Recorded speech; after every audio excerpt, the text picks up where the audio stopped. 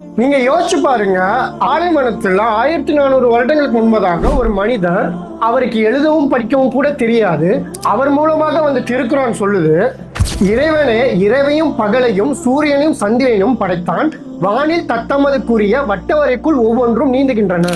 வானத்துல சூரியனும் சந்திரனும் தனக்குள்ள வரையறைக்குள்ள நீந்துகிட்டு இருக்குன்னு இன்னும் நிலவு சுத்துறத நம்மளால பார்க்க முடியும். ஆனா சூரியன் சுத்துகிறதுன்றத நம்மளோட புறக்கண்ணால பார்க்கவே முடியாது.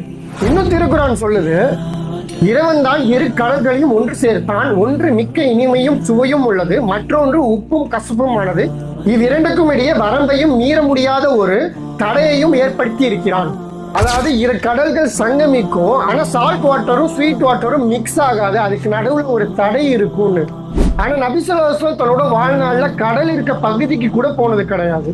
இன்னும் இறைவன் கேட்கிறான், மலைகளை நாம் முளைகளாக ஆக்கவில்லையான்னு. உங்களுக்கு தெரியுமா, நம்ம பூமியில பார்க்கக்கூடிய மலைகள் அது வானத்துல எவ்வளவு தூரம் உயர்ந்திருக்கோ அதே அளவுக்கு பூமிக்கடியிலையும் அதோடைய முளைகள் ஆணியை போல வேர்களாக பழுந்து இருக்குன்னு. இது மூலமாக நிலநடுக்கங்கள் வராம இருக்கவும் பூமி நிலை தடுமாறாமல் இருக்கிறதுக்கும் மலைகள் உதவி செய்யுது. எனக்கு சொல்லுங்க, எப்படி முகமது நபி ஸல்லல்லாஹு அலைஹி வஸல்லம் இவ்வளவு அறிவியல் உண்மைகளை தானாக சொல்லியிருக்க முடியும்? கண்டிப்பா இறைவனோட உதவி இதுல இருக்கு.